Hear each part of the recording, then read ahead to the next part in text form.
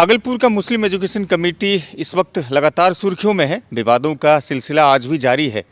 दो पक्ष अपने आप को सही ठहरा रहे हैं, लेकिन इस बीच मुस्लिम एजुकेशन कमेटी के लिए जो चुनाव आयोग का गठन हुआ है, कल उन्होंने एक बैठक की है और कुछ फैसले लिए गए हैं जो कि मैं आपको बताने जा रहा हूँ। स्वीकार कीजिए। नमस्कार, मेरा नाम इकरामुल हक है। आप हमारे सोशल मीडिया के बेहद लोकप्रिय चैनल सिटी टाइम्स को देख रहे हैं। दरअसल मुस्लिम एजुकेशन कमेटी के लिए जो चुनाव आयोग का गठन हुआ है, कल उन्होंने एक बैठक की और बैठक में फैसले लिए गए हैं।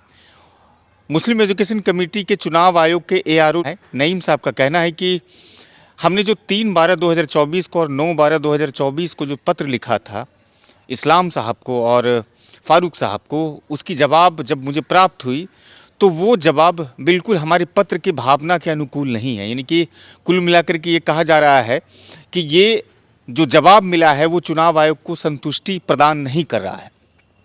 चुनाव आयोग के ARO नईम साहब से जब मेरी दूरभाष पर बात हुई तो उन्होंने कहा कि मुझे पूर्व के सदस्यों से जो कागजात मिले हैं और जो जानकारी मिली है उसके अनुरूप फरवरी से अब तक जो भी एक्टिविटी MEC के अंतर्गत ली गई है, चाहे वो नियुक्तियां हो या फिर नई कमेटियों का जो गठन किया गया, वो सारे के सारे अवैध हैं और उसको पहले भी चुनाव आयोग पूरी तरह से होल्ड पर रखे हुआ है और अब भी उसको होल्ड पर रखा है।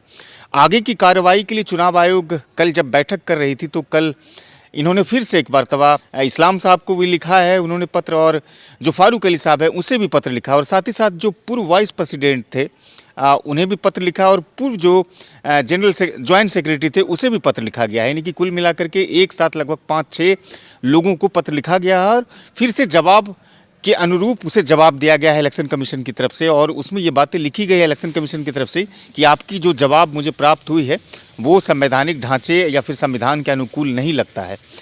लिहाजा अब जाकर के MEC के लिए जो चुनाव आयोग का गठन हुआ है उसके ARO तमाम लोगों ने पटना IGR को एक पत्र लिखा है और पत्र में ये सारी चीज़ों घटनाक्रम का जिक्र किया गया है।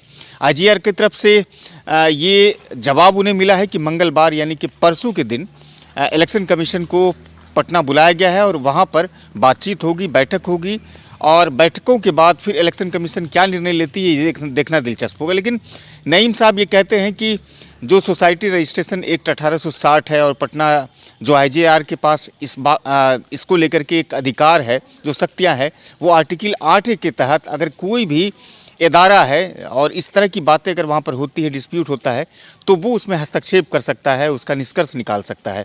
लेकिन अब ये देखना बेहद दिलचस्प हो रहा है कि क्या ये जो विवाद है MEC का, क्या वो थमेगा या नहीं थमेगा, या फिर इसमें हस्तक्षेप IGR रजिस्ट्रार पटना का होगा, या फिर और भी इस पर कोई इसी तरह की कोई कार्रवाई के लिए फिर आगे कोई पत्राचार होगा। ये देखना बेहद दिलचस्प होगा। ये जानकारी आपको सिटी टाइम्स के माध्यम से मिल रही थी। अगर जानकारी अच्छी लगी हो तो साझा कीजिएगा, चैनल को सब्सक्राइब कीजिएगा। फेसबुक, यूट्यूब 2 प्लेटफॉर्म है, दोनों जगह पर आप मुझे फॉलो कर सकते हैं, लाइक कर सकते हैं, सब्सक्राइब कर सकते हैं। शुक्रिया, इजाज़त दीजिए, मिलते हैं दूसरे वीडियो में।